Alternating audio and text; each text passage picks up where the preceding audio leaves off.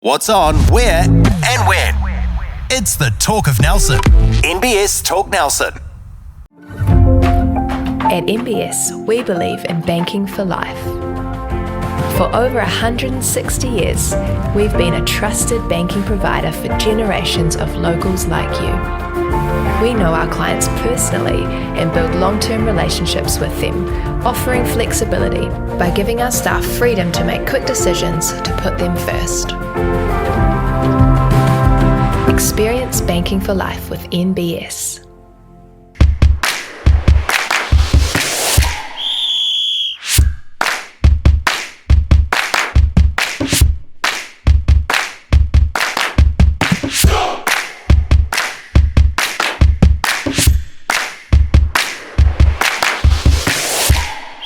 Welcome to Bays Joinery Football Focus, your prime source for all things football in the top of the South. I'm Chris Butler, and with me today, FC Nelson President Phil Thomson. Nice to have you here, Phil. Thanks for inviting me, Chris. It's a return visit, and I believe that you have been down to Christchurch because the Christchurch International Cup has recently been on and still going. Yep, there have probably been 10th, 11th, 12th, 13th, 14th and 15th grade tournaments going for the last 2 weeks.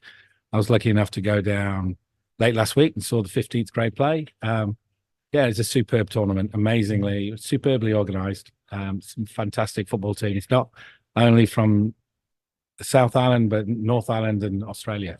Yeah, Neil was reading out some of the teams and mentioned a couple of Australian sides, including a Jeremy Brocky Academy side. Yep. And I think Ricky Herbert's got some teams. Yeah, he's got teams, two or three teams in it. And Emma got to catch up with Jeremy. He's in good stead and good teams playing some good football. Yeah, Lots of little Jeremy Brockies running around. That's awesome to see. And I gave Geezer the task of trying to organise an interview with Ricky Herbert, so we'll see how that goes.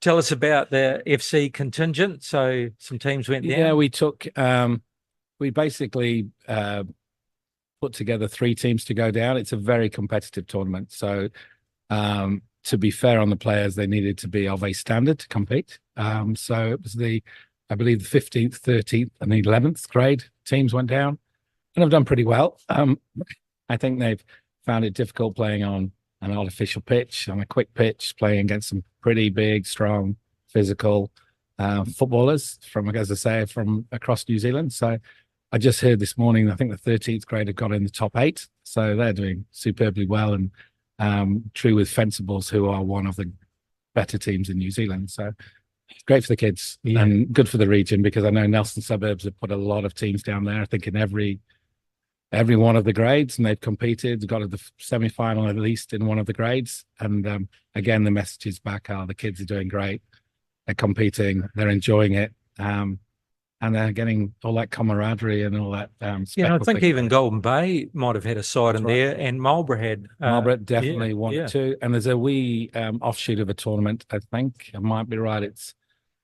Could be Coastal Spirit, might be wrong. And they've got a little offshoot tournament. So there's a couple of teams have gone and played in that, which is still competitive, but not quite as intense and not the academy model, more of a team model. So yeah. Great. Golden Bay have been over there and done. Well, it's been hard to get guests on because half of Nelson is down at the Christchurch International Tournament. Everyone's away at the moment, but no, it's a fantastic opportunity for the kids. We're about halfway through the season, you'd have to say. Yeah. This is where it gets serious. The weather is definitely colder and harder to get players on the pitch. So if you can get through this period, you're doing well. But from your point of view, how's the season gone so far for you? FC Nelson, from a club point of view? It's been, I talk about this as a club, the number of people now, or seniors and juniors back playing football. It's great news. We did have a bit of a drop off on and around COVID and people maybe not coming back the following year, but the numbers are good. 4th, 3rd, 2nd, 1st. We're not short of players. We're now looking to get rest players, trying to encourage players to become referees, funnily enough, rather than just sit on the sideline. So that's good. So engagement is good. Performance-wise, it's been okay. We're not top of all the leagues as we were last year, but we're still being pretty competitive, and we've got teams, and obviously in the first and in the second division, 2 teams.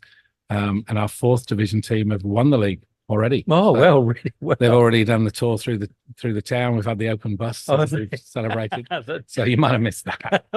Yeah, they've done very well, and so one hopes next year they'll play in the 3rd div and compete in the 3rd div. So yeah, it's interesting, the new concept now, that if you perform quite well in the league, watch out, because you may have to go up a league. So yeah, I'm a great supporter of it, and the local presidents have all come together and agreed on it that relegation promotion is very important, rather than having I'll play where I want to play, and put together a team that chooses me. I think for the good of local football, we need a bit of a pyramid structure, and by the promotion relegation. And the idea is that if you want to enter a team, you come in through the bottom or through the 4th division, right? Unless there's some rather extreme circumstances. But I think it'll add a bit of flavour towards the end of the season. And as a club, we are going to try and accommodate. If there is a successful team, we will win a place in that next division, and then we will sort it out as a club which team plays in that. But Right. Definitely stand behind what the presidents have agreed to do. Yeah, interesting. Yep. Club comes first. Yes. So tell us about junior stock. So pretty good at the moment. Yep. From way down, first kicks, fun football numbers are starting to increase. There are some good numbers up to 8, 9, 10, 11. There is a bit of a worrying drop off, which could be related to elite football streaming, that once you get into 14, 15, 16, there's such a significant difference between teams that I'm starting to see players drop off. It's socially not that much fun, or competitively not that challenging. So that's an area that we're having to manage. But as I say, the numbers are looking good. And certainly female numbers are starting to definitely increase down at the bottom end, and some really good big successes of lovely teams at 8th, 9th, 10th grade, where girls only teams have been put together and they're having a lot of fun. And now there's obviously a girls only league. They're real big wins. Yeah. I think as a football club, we just want to get behind that. Yes, well, and that's good news, because this year there has been a bit of a struggle with your senior women's side. Some stocks left, and they're rebuilding. So moving forward, I guess going into that senior side in future seasons, that's looking reasonably encouraging. Yeah, I think so. And 2 steps back away from FC, I think the local female football, women's football, there's been a real engagement between all the clubs, and there's real understanding that they've taken a real responsibility about changing how games are played, how teams are being selected, and that will take a long time. But I think over the next 2 or 3 years, those youth players will come through. FC have certainly had to start from scratch, basically get a brand new team, and I've got nothing but admiration for the coaches and the managers who have week in, week out, pulling a team together, but are getting there. They're at the bottom of the league from a football point of view, but from a passion and a commitment, they would be somewhere near the top. Well, one of the things that we've noticed is the improvement in results. So, yeah. Some of the big scores are now not so big. Yep. And that's not just for FC Nelson Diamonds, but actually Motueka Yep. have slightly improved. Last year, Yep. they were bottom of the table and getting really hammered, but those scores are getting closer and closer. And also the odd tip up too, the odd interesting results. So, that bodes well for that whole league. And I think what I'd again acknowledge from a refereeing perspective, a lot more commitment from the referees to referee these games. It's all starting to lift the environment in which we're playing female football, and I think you'll find next year it'll improve. It'll be again more, I suppose, equality or parity. But I've watched a couple of games down at Botanics, and it's just fabulous football. Yeah. It's just such fun. It's raw and it's passionate, and it's I think the result doesn't matter quite as much. No, which makes it they seem to enjoy their football more, don't they? So. And turning to the men, still pretty healthy in the senior ranks, with now 2 teams in the first division, at the moment sitting 3rd and 4th. So, in fact, Corini's sitting 3rd at the moment, above the first 11 team. So, that's certainly a development to have 2 strong sides in that division. And it's it brings with it challenges because you're spreading your talent across two teams. But it's two very different ways of playing football, which is a credit to both Bridie and really to LeBou, who steers the Carinni team. So they're doing very well. There's a great, we'll probably talk about it later, great result this weekend, last weekend. And there's still a fixture to be played between the two. So we do have in the back pocket a Community Shield trophy that'll definitely come out on the day. So that'll be quite an occasion when we do it.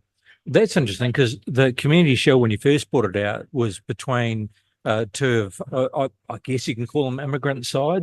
That's a term we can use. But now that Carinni side is a bit more of a combined side, you're going to bring it out for the derby, perhaps. I think it's called the Community Shield, and I'd refer to the teams as community clubs rather than, I suppose, immigrant clubs. Yeah, true. But it's and it really is just sort of saying, come along and play, and there might be a player on there that you spot and you enjoy supporting. And so again, it's the thing we talk about a lot. It's about the community first, and then football will come second. And there's been quite significant developments from a mainland or Southern League perspective on how and if you would wish to be in the Southern League. And rather than it being just win the league, it is now be a licensed club, have your house in order, have a strong depth of football club with an academy structure. So we're kind of looking at what we see now with two very strong teams in the first division that realistically we are in a good position to maybe knock on the door and look at the playoffs at the end of the season. That's interesting. So rather than you getting into a certain position and winning the league, potentially you can put an application in to become a licensed football club that gives you the opportunity to go into that league. In effect, you become the licensed club is one of the criteria to be in Southern League or Central League, or whatever, the Northern League. So, and it kind of makes sense if you take a step back. The strong teams now in the Canterbury leagues are more than likely the under 23s or reserves of the Southern League, and there's a significant cost to being part of that Southern League process. So I can understand they're looking at a model where you've got sustainable clubs, you've got a pathway for players, which does make sense. And to a point, we've not been the ones pushing this change, but I think doing so well in the Chatham Cup, doing so well and to get to the playoffs last year, I think the credibility's there. I have a bigger view that we as a region should be more collectively putting the best team on the park.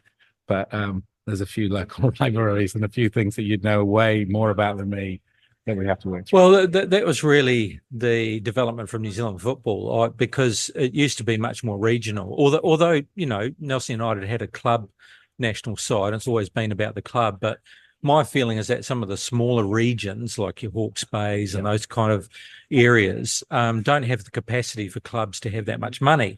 It's always the big city clubs that are able to pull that money forward. So if we're going to really have a true representative of a national league, it should be regional focused. But it went to club football, and therefore it really comes down to if the club is sustainable. Of course, in Christchurch United's case, they were financially privately backed. So you're going to get those scenarios, which again isn't fair on a club trying to build, because you'll lose all your players, and Suburbs have done a lot of work over the years to get where they are. So they're probably saying, well, hang on a minute, why would, if someone comes along financially and backs FC, why would we'll just lose all our players? So I think there needs to be a more even keel type of setup that represents the region, but that's a discussion at New Zealand football level, and there's not much you can do about it apart from really building your own club. And I think we need to work closer. I do believe if we start to make change locally and we work closer, and maybe at a junior level, maybe at 15, 16, 17 age groups, we look at maybe collectively bringing back what could look like a rep team, but a team that's a collective group, and we can start to see how that competes. Going back to the Christchurch International Tournament, that could be a solution to compete at that level, and do it with a lack of fear that you're going to have players stolen. Think of it as a real positive, Well, of course, the difference was that in the 70s, 80s, maybe earlier, you could loan players. Yeah. So, for instance, I remember players at Richmond going on the bench for Nelson United and coming on to play in National League. Yeah. And then the ability, if they weren't picked for that weekend, to go back to their club. Yeah. That isn't an option now, which is unfortunate. And that would be something if we could locally look at that. And because let's move back to talking about the Southern League application and need to win a league. Is that some way we look at our Premier Division in a different light and make it a far more competitive across the board? That isn't a fear that, and to be honest, Motueka have had a very, very difficult year, and it's not a lot of fun for them to go all the way over to play Rangers and get spanked 10-0. If we had again some parity, there might be more people would be interested in playing in the Premier Division without that great parity between the two, because you drop down 2 or 3 players who are playing on the edge of the suburbs, Southern League. Yeah, well, that was the thing. I remember at Richmond we had, I remember one particular player from Richmond, and actually we had another one from Metro who were on the verge of playing mainland football. It was then. They had to join Richmond. They couldn't come and play for the mainland side and then go, if they wanted, if they wanted 30 minutes on a Saturday, go off and come off the bench on a Sunday. That wasn't possible. They had to join the Richmond club and play for Richmond First Division. So and that to me was an issue, and that's not what it used to be like. And that gave the ability to have that player on a Saturday, put 3 past you for Motueka, so big, so anyway, big picture stuff. It's big picture rather than being so focused on our little football team. but like you've been saying, it's growing a healthy club, isn't it? And the benefits of that, the spin-offs will come. A healthy club, healthy region, and let's healthy top of the south. That's really needs to be our objective. We go back to, we want young kids playing football. We also want old men playing football too. And we want it to be in a good environment. So speaking of more big picture stuff, disappointment recently with Nelson City Council turning down a proposal for an artificial turf at, in this case, it was Guppy Park, potentially could be Neil or other options to be a shared resource with not only just for football, but also rugby and other community groups. Won't go into it in depth because obviously we know where our point of view is. And then the other aspect was the club room. So tell us where we're at with this at the moment. So after that decision not to go with an AstroTurf, and I'm not too sure where the club rooms are at this point in time, but where to from here? Football club. From a football club, we're going to push ahead with a what would best be described as a club hub, which it would be a small usable facility focused in that area of Guppy Park near the changing rooms. We've retained that council support. We've been working with council for over 12 months on the final details. It's been quite an enjoyable ride. We're learning a lot and things do change. So it does take time. I'm really thankful with the approach of Nelson Rugby Club. Myself and 2 or 3 others have formed a working party, and we're put actually to council a proposal for a significant facility which would be based on and around North Road that would serve both clubs. If you close one eye and imagine what it's like down at Lansdowne Park over in Blenheim, in effect, similar they have looking onto the rugby pitch, onto the netball, we would have the same football and rugby. Similar, same architects been involved, engaged. So we've got a bit of a bigger plan to say, how can we fully utilize Neil Park to the better? How can both clubs or codes work together? Slightly unique in this region, and I'm not fearful. I'm from a rugby background, so I enjoy it and love talking to the guys, and we've got some really top people in that group, and I think things will happen. And we've got some clear views of what we want to create for Nelson, a gateway for Nelson, a sporting gateway that take away football. It could be rugby league. It could even embrace cricket in the old days. Used to be at Neil Park. It could be squash. It could be judo. It could be any different sports, or even just a place for the community to gather. So it wouldn't be a cheap project. It would be in the millions, but we're going to get ourselves an effect shovel ready and then move forward with it. So that's where we want to go as a football club. I'm disheartened by the views around the artificial pitch. Find it a little bit alarming, but I also pleased to say that in very recent times, there's a bit more energy about a strategic plan, looking at a plan going forward for the maintenance and use of recreational areas. And I'm not just talking about Neil, I'm thinking about Tahuna and other areas in the Nelson area. And I hope TDC come on board with it and we look at it strategically, and maybe over 5 years, we improve, we understand our needs, we then invest in the right areas. And again, for the good of the whole region, rather than what tends to be, it's all about 22 blokes running around the football pitch. It's a bit more than that. Yeah, it's a lot more than that. Yeah, that's right. Okay, well, that sounds exciting. Cool. And be fantastic to see what develops there. Before we move on to all things football, must have a shout out to your old mate, George Molnar, Bays Joinery and the team. And of course, use fantastic products like the Laminex range of products. Laminex, yep. You know a bit about that, Phil.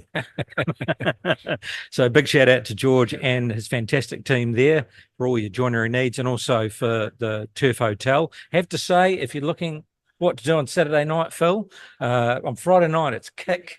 You got to come down and listen to Kick. They go off. Saturday it's the Lou Bragg Band. Hear good things about him. Plus during the day, 2:30. The ABs are in here as well. There's the second division club final, with Stokers in up the road. So it'll be a busy time. And on Sunday, a meat raffle, $2,500. It's the size of the pool table, they tell me. And Stan just said he's going to have to get a bigger pool table because the meat raffle is too big. So there you go. Come on down and check out the turf. On today's show, we're going to be diving into senior men and women's local premiership football, the Southern League, both men and women, the latest from New Zealand football, overseas news, and also we've talked about the International Christchurch Cups. All right, let's look at senior football, brought to you by, again, one of your old mates, Mark Sheehan Financial, KiwiSaver Insurance and Financial Planning. A shout out to Mark and the team. And let's look at some results from the weekend just gone. Richmond Foxes 7-1 over Mapua Cougars, so they're still really storming ahead. Michaela said she was a bit nervous about this season, so some big change, but it doesn't look as though too much has changed. They're still quite dominant at the moment.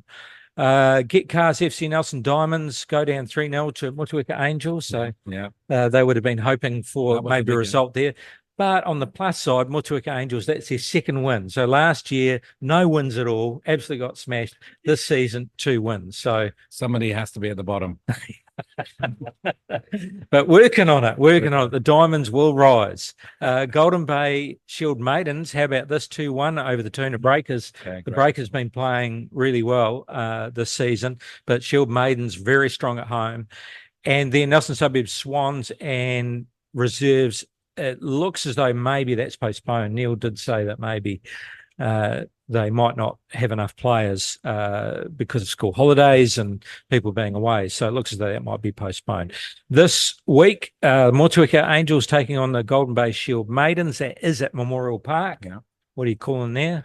Yeah, Golden Bay, just. They'll be too strong. Yeah, and you call that a derby to a point and call it the Mountain Derby.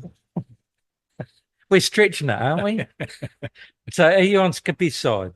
That's close enough to be a derby. And what about Mapua and Motueka? Is that a derby? Can I just clarify? I'm never on Skippy's side. But no, let's call it the closest thing we can possibly get to a derby. To a derby. All right. Where are we? We've got the reserves taking on, this will be a good match. The women's reserves taking on Hot House Creative Richmond Foxes. That is at Saxton's. Yeah. And that'll be worth going to watch. I think if people have got the time and they don't want to watch a senior men's game at 3:00, I'd go down and watch that. That'll be the best football in the region. Yeah. And I feel for both teams, they often have to take their foot off the accelerator to play the other teams.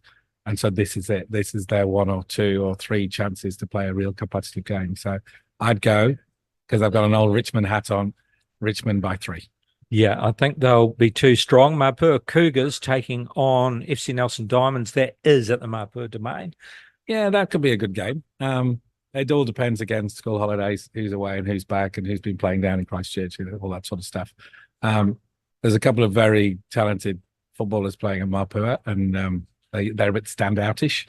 So I go to Mapua Mapua by 3 again. Yeah, and they have had some mixed results, but at times they've actually been pretty competitive. Tuna Breakers, another competitive side. They'll be licking their wounds. They're at home taking on the Swans, and that really depends on, how many are off looking after the kids, or, they're up and down the Swans, depending on who they have. Exactly.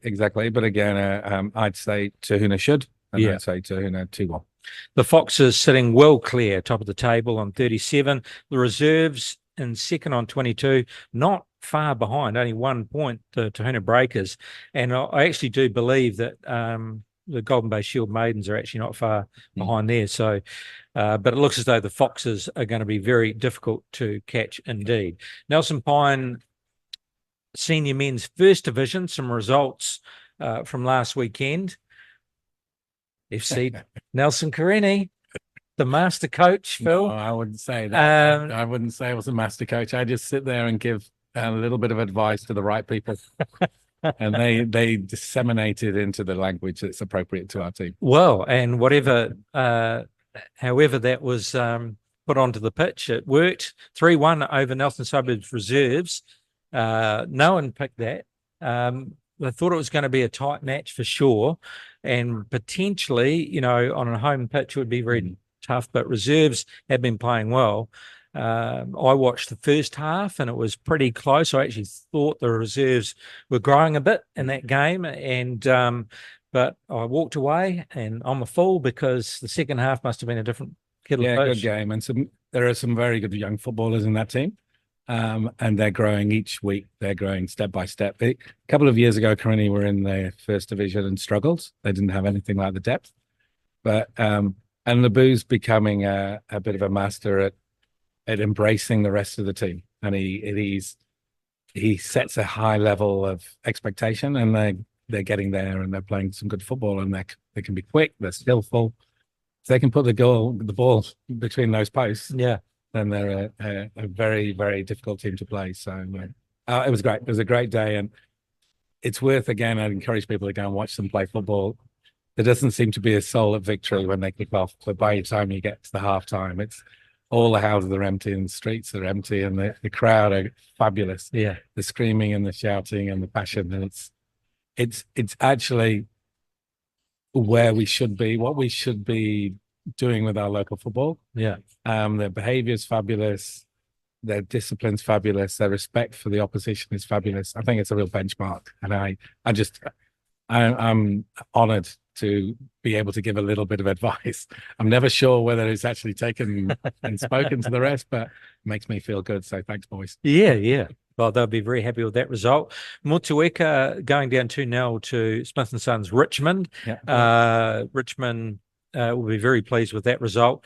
And check this out, the Golden Bay Mountain Goats 1-1 with FC Nelson First 11. It's always a tough trip over the hill, always hard to get personnel, but the Goats always tough on the home patch. No, I think great result. And they also had some of their better players were not available. So that's a superb result. Yeah. And again, great news for the region. Harsh for FC. It's a bit of a kick in the face, but it shows there is a bit more equality out there. And I absolutely hope that these Golden Bay can carry on being strong. And just reflecting back to, I think that's a great result for Richmond. They've got some reshaped.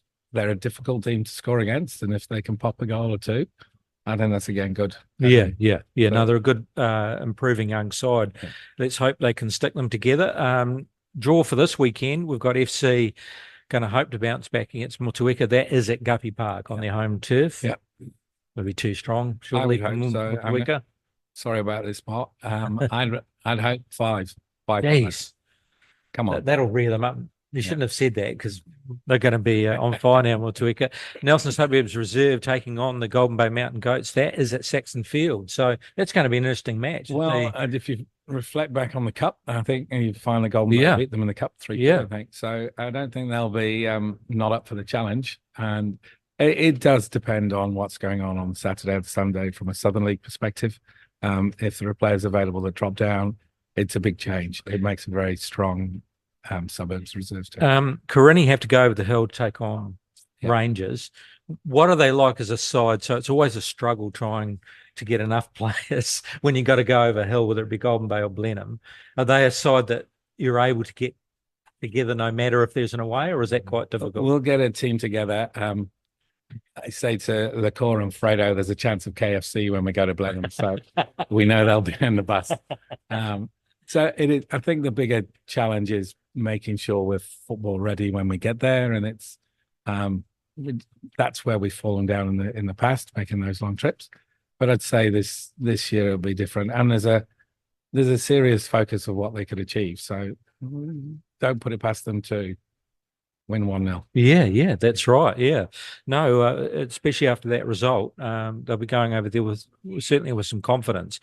Smith and Sons Richmond taking on Spriggan and Tahuna again, another good battle, but Richmond at Jubilee Park, so it's not taking on Tahuna on the home patch now, so they might be.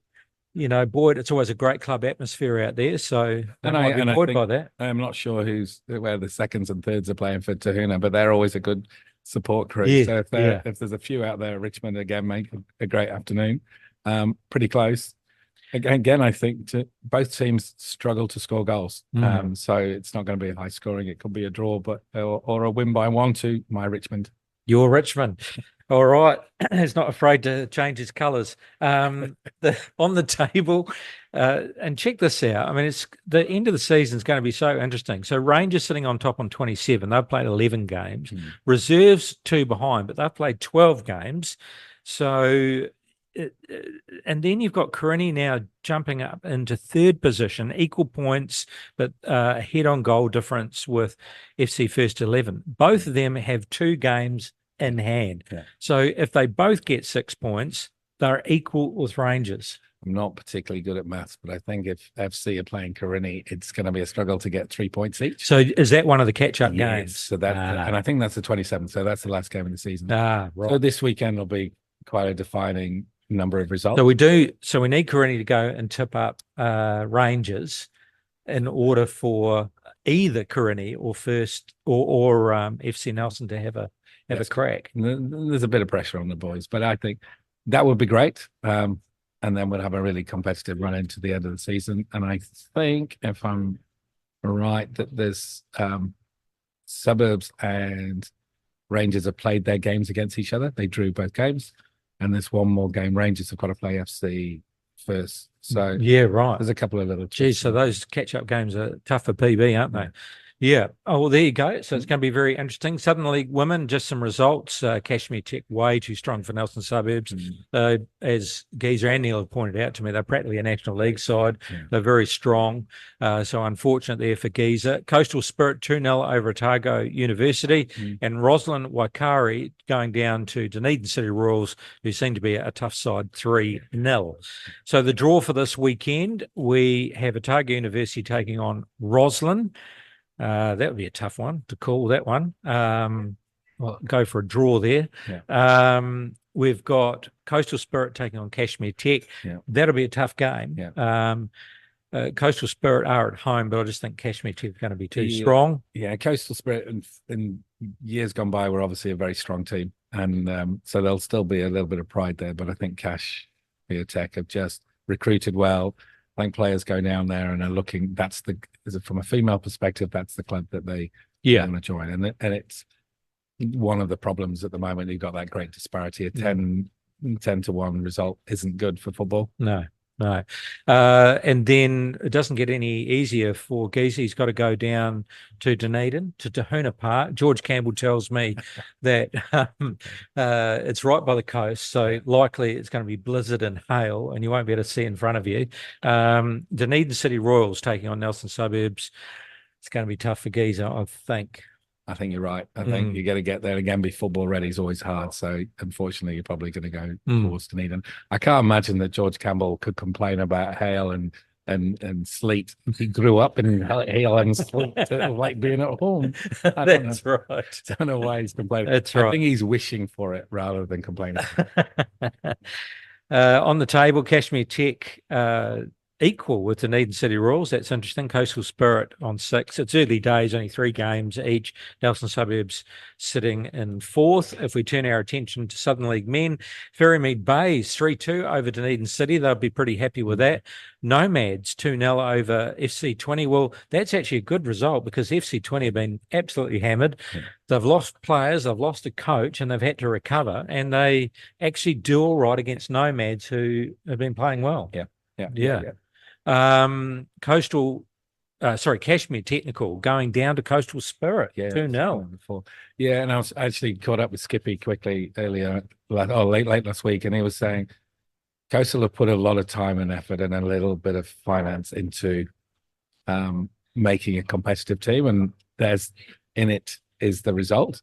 So they'll be wrapped. That's part of their long-term plan. So not quite a changing of the guard, but quite a significant result for Southern League football. Absolutely, because I mean, we'll get to the table shortly, but if you're able to knock off the top side, that says a lot, doesn't it? Yeah. Nelson Suburbs, well, bit of a surprise here, and I'm sure I'd have to talk to Neil and Skippy about the game. 4-4. So I don't know whether they went down 4-0 at half time and they came back to draw 4-4, but Selwyn would be pretty happy with that result. Yeah, I think so. I think they wouldn't expect to come up here and get anything at all. So, and a bit of a moment with the result we just talked about, it gave an opportunity for Nelson Suburbs to catch up. And it always hurts when you think I was that close. 3 points there would be superb. 4 goals. Somebody needs to talk to the defensive coach. Yeah, that's right. Not sure whether do they have one. Man, that was probably when Skippy was away. Right. University of Canterbury are going down to Christchurch United 1-0. So actually quite close there. University's actually been performing pretty well lately. The draw for this weekend, Dunedin City Royals and Christchurch United. It's at home in Dunedin. Christchurch, yep. FC20 taking on Ferrymead. Ferrymead, Selwyn United and Kashmir Tech. I've just got to raise something. Ferrymead, it has been seen on Facebook, the use of flares. So we're taking from FC Nelson, we've introduced flares and pyrotechnics to Southern League football. So it's great to see Ferrymead. So Ferrymead been letting off flares too. They've been letting off their own black and blues flares. So there you go. So you're responsible for the chaos. No, I'm not entirely. I think I blame my son for it. And whoever sold it to him. Ferrymead are doing all right. They're certainly a strong middle of the table team. So I'll back those guys. Yeah. Selwyn United and Kashmir Tech. Tech. Nelson Suburbs against University of Canterbury. That is at Saxton, so they're at home. So get down there 12:30 on Sunday. Support the boys. Good game, and it's just Nelson Suburbs need to win that. Yeah, they do. Yeah. And I think hopefully that we'll back the boys. They will. Coastal Spirit versus Nomads. Nomads. Yeah.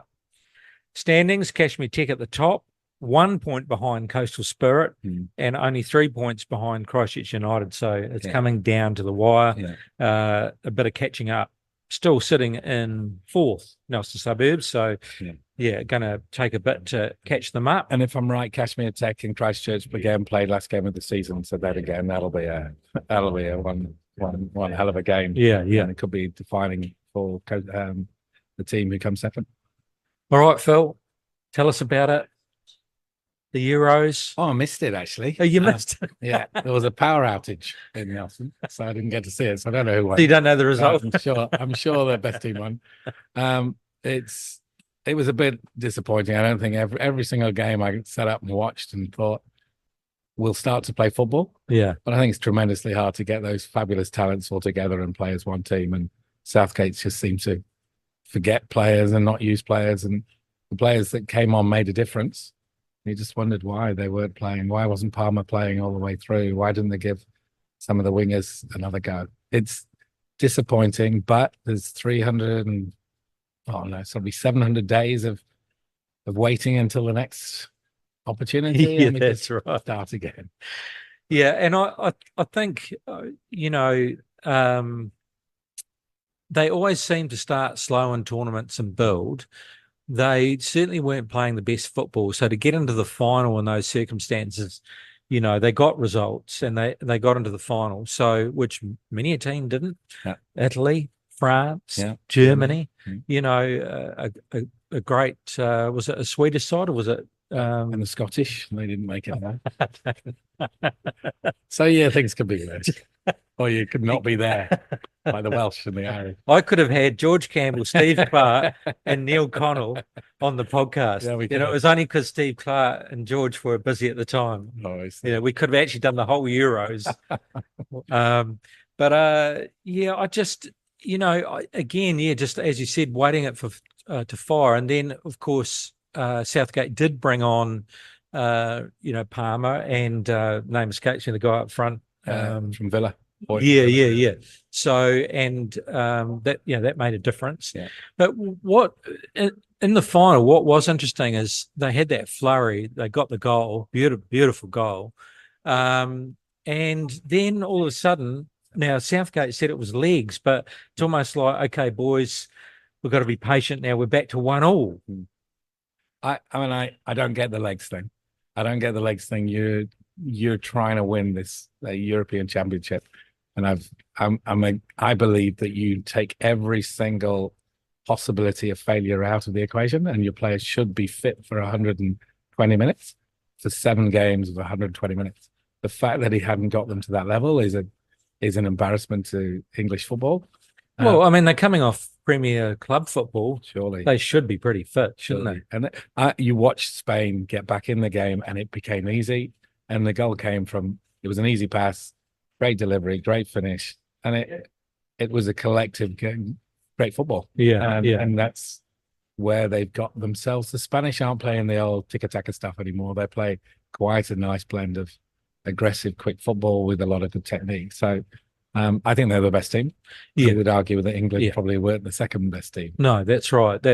And so to get there and come so close, certainly credit to Southgate for the level he's been able to take the English team to. But with the talent you have in that team, we wanted to see more aggression. It was just interesting that when they got that goal, it's almost like someone said to them, all right, lads, patience, and it will come. And it almost did come, because there was a corner, and they had 2 opportunities to put it away, and it was off the line. So it could have been a different kettle of fish, and you would say, great patience, great build up. But he argued they'd lost the leg, so would have survived in extra time anyway. So I'm a great believer we should bring back the home championship, which would be the Welsh and the English, Scottish and the Irish. We've got a good chance of coming at least in the top 4.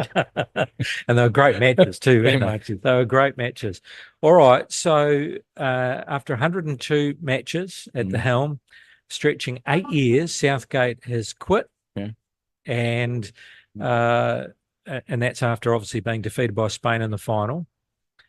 He's going to be a tough act to follow from a results point of view, overseeing England to Euro 2024 final, also 2020 final, a World Cup semi-final, and a World Cup quarter-final. So he's definitely taken the game to the next level. He is a defender, so you can argue that's why they sat back. However,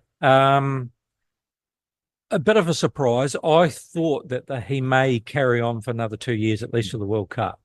But whether it's him or whether it's someone else, it might have been him saying, I'm sick of this. I've just been hammered for my family. I'm stepping out. I'm just tired. Or whether it was, we need a change. He felt that he should step aside. So now what? I would say despite Southgate, they've done well. I wouldn't say because of most of these prodigious talents are coming through academies at the likes of City and Liverpool and wherever. I don't see that, and I think there's a very great framework of development of English footballers at a lower level. I wouldn't say. I think it's the man at the helm is the one who steered them in the wrong direction. So do you think he's been holding them back a bit more defensive minded? And I'd say in a bizarre twist, in order to get back onto the top of the pile, I would go for a German, and I go for an ex-German defender. I'd say Jurgen Klopp would be the best pick. Well, it's interesting. I was thinking during the week, And I said, "Oh, what's Jurgen Klopp doing at the moment?" Yeah. that He'll would be down at the good, beach. because I heard an ex-English footballer saying that we need an English manager. Yeah. We don't want to go foreign. It hasn't worked out well. I don't necessarily totally agree with him, because all the premiership pretty much is, and every country in the world has coaches from different nationalities. Yeah. It'd be nice to see an English manager in there, but then, of course, doing a bit of prep for this podcast, would you believe, and BBC come up with a bunch of names, and there he is, Jurgen Klopp. Pep came up. He's not going to, though, is he? He's on a good run.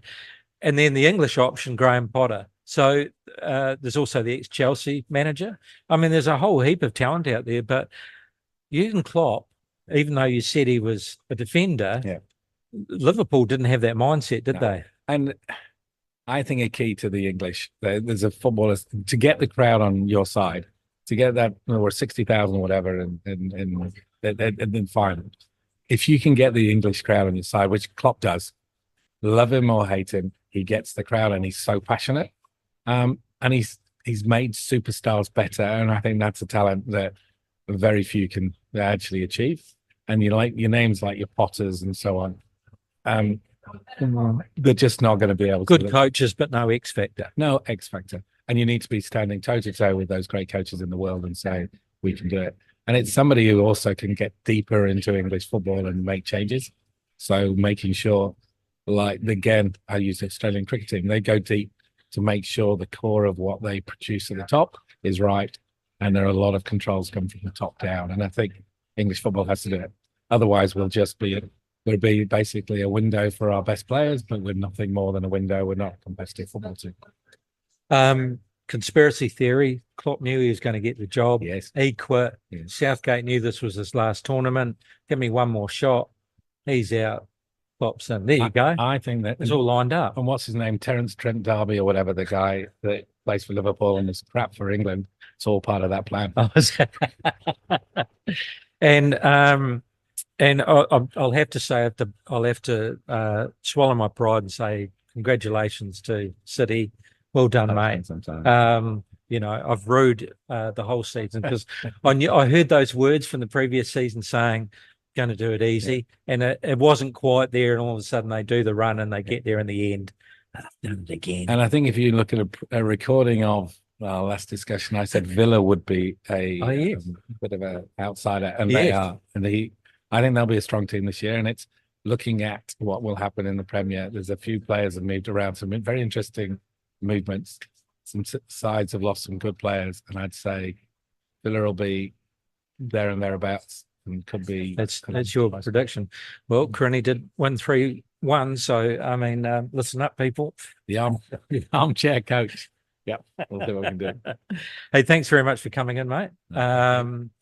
Great to catch up about not only the club and obviously it's still going strong, which is fantastic, but also potential developments with, obviously a large part of the community would like to see some development down there, but obviously there's a lot of hoops to jump through before that happens. But like Saxonfield, a long time ago, there was a vision, and if people stick at it, hopefully we'll get there. Yeah, I'm really happy if anybody wants to get together, talk to me, send emails, Facebook or whatever, and let's get collectively doing the right thing for across the codes. Yeah, for the good of the kids, for the good of the old men, as they say, and maybe for me and you, we can go down and have a cup of tea. Well, that's right. Sit in our armchairs. Not talk about the good old days. No. All right. Thank you, Phil, very much for coming in, and hope to catch up with you again shortly. That's it for this week's episode. Thanks to our venue sponsor, the Turf Hotel, our guest, Phil Thomson, and special thanks to George Molnar, Bays Joinery, and the team for their support. You can catch this and other podcasts on MBS Talk Nelson's social media channels, on Spotify under MBS Talk Nelson, and also on our website, talknelson.co.nz. We'll see you again next week on Bays Joinery Football Focus.